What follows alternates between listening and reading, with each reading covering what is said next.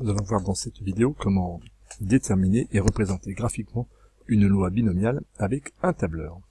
La question est celle-ci, on me donne une variable aléatoire grand X qui suit une loi binomiale de paramètres n est égal à 5 et p est égal à 0,4. Donc on retient bien toujours, c'est important de mettre du sens, que n c'est le nombre de répétitions de mon expérience et p 0,4 la probabilité de succès. Donc je réalise 5 fois suite une expérience avec une proba de 0,4 de succès, et l'idée c'est de représenter graphiquement la loi suivie par x, par un diagramme en bâton, à savoir quelle est la probabilité que j'ai eu 0, 1, 2, 3, 4 ou 5 succès, les différentes valeurs de ma variable aléatoire étant déterminées par tous les entiers inférieurs ou égal à mon nombre de tentatives grand N.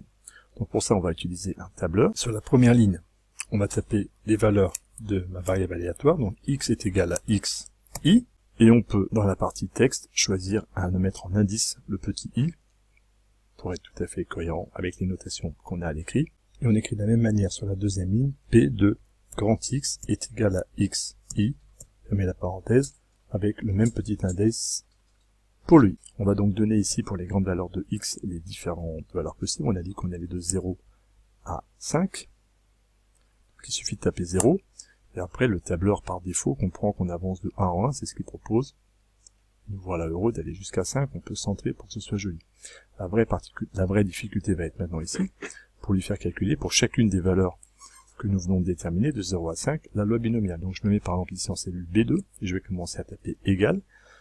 On peut chercher, si on ne connaît pas bien la fonctionnalité du tableur dans l'assistant de fonction, et en fouillant, on a tout un listing qui apparaît.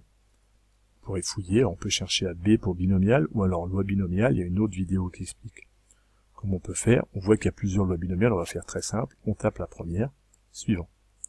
Et il me demande de rentrer tout d'abord mon nombre de tentatives, et donc mon nombre de tentatives, moi je ne vais pas lui marquer 0, je vais lui marquer la référence de la cellule correspondante, ce qui me permettra après d'étirer ma formule.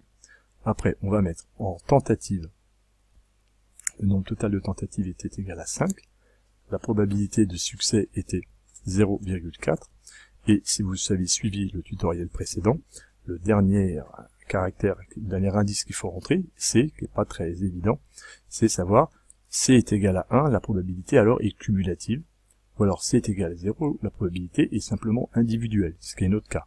On cherche, nous, ici, P de grand X est égal à 0. Donc on va marquer 0.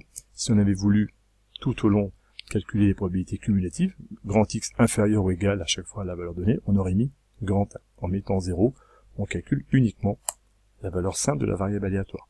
Une fois qu'elle m'est donnée comme ça, ma cellule est sélectionnée, en cliquant sur le carré noir et en tirant à droite, j'arrive à déterminer l'ensemble de ma loi de probabilité. Voilà un joli tableau qui est bien défini. À partir de ce tableau, nous allons pouvoir déterminer maintenant la représentation graphique. Donc on sélectionne l'intégralité du tableau. Quand je dis l'intégralité, c'est avec la première colonne qui me donne ma légende. Et on comprend bien que la première ligne n'est pas une donnée. La première ligne, ça va être mes abscisses en fait sur ma représentation graphique. Donc il faudra le faire comprendre au tableur qu'il n'y a pas deux séries différentes mais une seule, que la première est donc, il va appeler ça lui une étiquette, et que ma série ici est donnée en ligne. On voit bien que tout est donné en ligne, on n'a pas une série qui est donnée en colonne, tout sur la colonne A. On a A, B, C, D, E, F, G, H. Ces deux indications étant données, on peut chercher l'icône de la représentation graphique, une demande de type de diagramme. On va s'intéresser à un diagramme en colonne, ce ne sera pas véritablement un diagramme en bâton, mais le tableur ne le fait pas. C'est là où il faut être extrêmement prudent à cette étape-là, et ne pas se mélanger, et l'idée, c'est de bien comprendre ce qu'on fait. On a dit que la série était donnée en ligne et non pas en colonne, donc il faut bien cliquer ici, série donnée en ligne, et ces deux paramètres-là après sont importants. La première ligne comme étiquette, oui, évidemment que la première ligne est une étiquette, puisqu'on a les valeurs sur mes abscisses 0, 1, 2, 3, 4, 5. Et la première colonne comme étiquette, et bien évidemment, c'est ma légende. X est égal à xi, et P de X est égal, P de X égal à xi. Je fais suivant.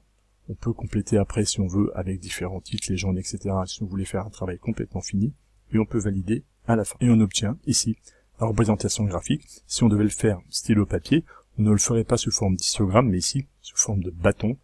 Il est dommageable ici qu'il y ait une épaisseur, et il faudrait paramétrer plus finement le tableur pour y arriver à un autre niveau. On se contentera de ça, on a bien une légende, c'est parfait.